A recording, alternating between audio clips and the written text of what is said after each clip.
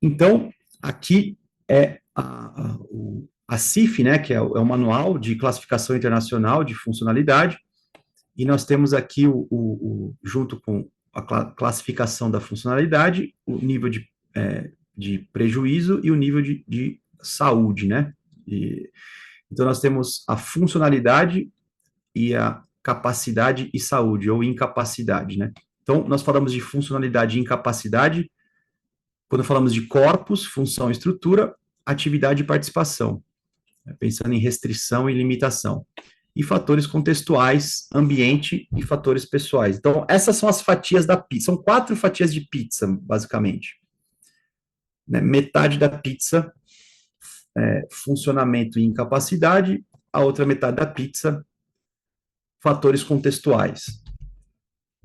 E aí, esse aqui é o modelo que é utilizado, né, para você fazer o diagnóstico, e aí, muitas vezes, vem até uma folha, assim, com 3 quadradinhos, né, então, um quadradinho, que você vai colocar essas funções aqui, de estrutura e função do corpo, a do meio as atividades, e a da direita, participação, e embaixo você vai colocar duas, que são os fatores ambientais e fatores pessoais, lembrando que são dinâmicas essas, então, porque isso muda, né, ao longo do tempo. Então, você tem que ir avaliando a funcionalidade ao longo do tempo, né, e condição de saúde, distúrbio ou doença, é justamente a CID ou o DSM, aí é o diagnóstico mesmo. Então, tem um diagnóstico aqui. Aí eu vou verificar o impacto funcional desse diagnóstico nas funções, estrutura do corpo, atividade e participação, e considerar o contexto ambiental e o contexto pessoal, características pessoais. Quando eu falo das funções do corpo, eu estou falando de fisiologia, falando de funcionamento. Então, aqui tem tanto aspectos de fisiologia, sei lá, endocrinológicas, funcionamento, sei lá, do estômago, né? No nosso caso, funcionamento intelectual, funcionamento cognitivo, funcionamento emocional. Então, a psicologia são funções, as funções psicológicas, as habilidades psicológicas. Então, quando eu tenho alterações, tanto no corpo quanto na mente, a gente vai classificar aqui funções do corpo. Nesse caso, estou falando da fisiologia, do funcionamento, das funções, né? É identificado com a letra B. Lembrem-se que na CID, a gente tem CID 10, por exemplo, você tem o F, né?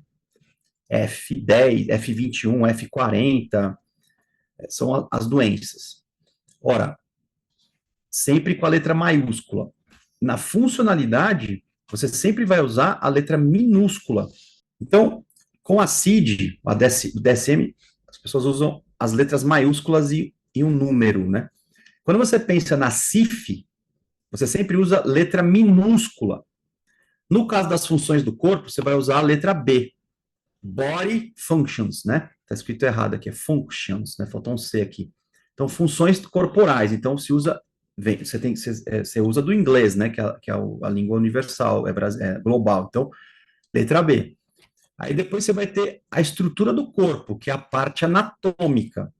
Tem a ver com structures, né? Que aí é a letra S. Então, o cara teve um tumor. Cérebro, cabeça, estrutura é o cérebro. Né? O cara teve um traumatismo crânioencefálico. Cabeça, S. O cara tem hemiparesia. Então, cérebro, cabeça, né? E aí, alteração do córtex motor e tal.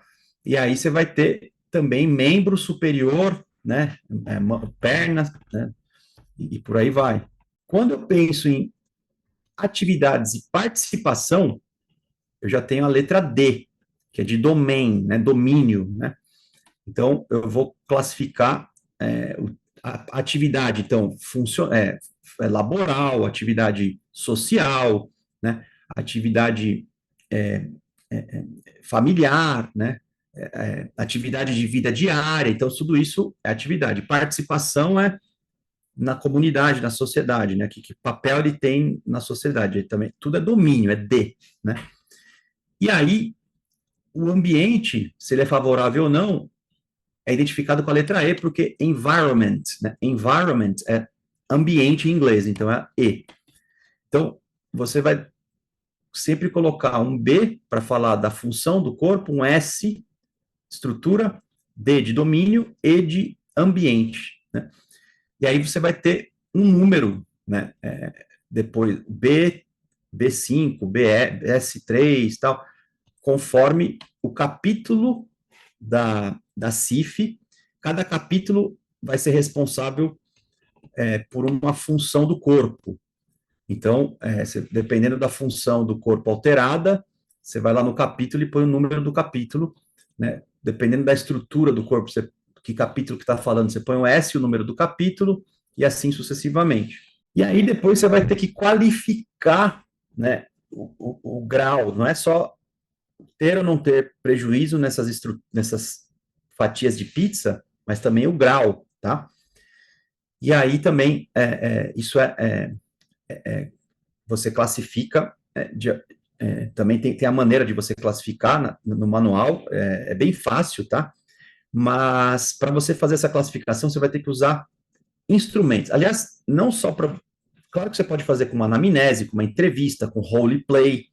Tem maneiras de você fazer clinicamente, né? Sei lá, você pedir para um paciente aquele teste de Alzheimer, né? Que você pede para o paciente, o Mini-Mental, né? O Mini-Mental, que você pede para o paciente dobrar a, a folha, né? Você tem vários testes clínicos que você faz para ver o grau de organização mental, memória e tal, que às vezes nem é padronizado. O Mini-Mental é padronizado.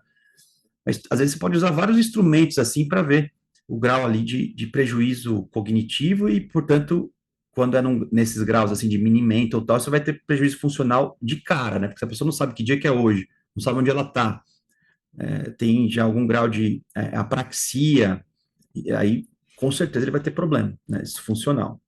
Bom, esse site aqui, passei para vocês aqui, é um site bem interessante, embora ele esteja em inglês e nem todos as medidas elas estão traduzidas para o português, mas o legal desse site é que se você quiser avaliar uma atividade, pensando no S aqui, ó, no D, perdão, que é um domínio, né? Tem lá o tipo de atividade que você quer fazer. Então, tem atividade de trabalho, atividade familiar, atividade de vida diária. Então, você clica nesse site, tem que saber ler inglês, né? Mas hoje em dia tem tradutor automático de site, né? Então, talvez você possa colocar a tradução, se você não falar inglês, não souber ler inglês. E aí você identifica e pode até traduzir. Hoje em dia, com chat GPT, chat de inteligência artificial, você consegue traduzir rapidamente, né? Esses instrumentos. Obviamente que quando você faz esse tipo de tradução, não é uma avaliação válida, né, do ponto de vista psicométrico, né? É sempre importante você ver se já não foi traduzido e validado a medida que você está buscando ali. Se você usa a versão brasileira, mas às vezes não tem. E vamos combinar, né? O Brasil ele é bem pobre de medidas válidas traduzidas, porque a gente não tem dinheiro para fazer pesquisa e nunca teve. A gente sempre está atrasado, né? Tem gente que às vezes a gente fala assim, fica meio chateado, mas é porque não teve oportunidade de ir para um outro país desenvolvido para ver como chove medida. Você tem medida para o que você quiser para usar, basicamente. Aqui não. Então, é realmente triste. E aí, nesse caso, você pode usar um recurso assim de escolher, porque também são coisas assim muito clínicas, né? Não precisa ter aquele rigor. Muitas dessas funções, assim, meu, se você dá um dinheiro aí custa R$ 10, né? E eu te dei R$ 20, quanto que você me dá de troco, né? Se a pessoa ali na sua frente não souber dar R$ 10 de troco, né? Ela está com prejuízo, assim, não precisa ter, isso você vê clinicamente, né? É quase tipo mini-mental, né? A única dificuldade aqui, que se a pontuação não é padronizada, talvez a impressão de grau de dificuldade pode ser meio subjetiva, né?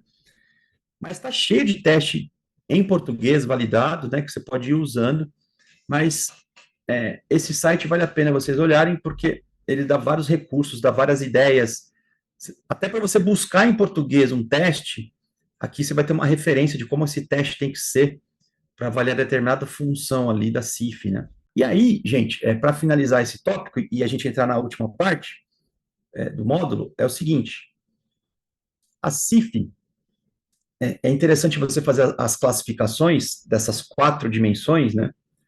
Duas aí de limitações, restrições e incapacidades, e duas aí contextuais, né? E aí, você vê, a CIF não determina quais testes você pode usar para avaliar isso, ela só determina as áreas. Esse é um outro problema aqui, que cada pessoa pode usar um determinado teste para uma área. Porém, ela sugere, então lá a CIF, no próprio manual da CIF, quando você quer avaliar características pessoais, características ambientais, ela sugere os testes que você deveria usar, tá? Então, não só esse site eu passei, que é uma coisa mais de recurso pessoal, mas também a própria CIF sugere quais testes você deveria usar para avaliar aquela dimensão. Então, finalizamos agora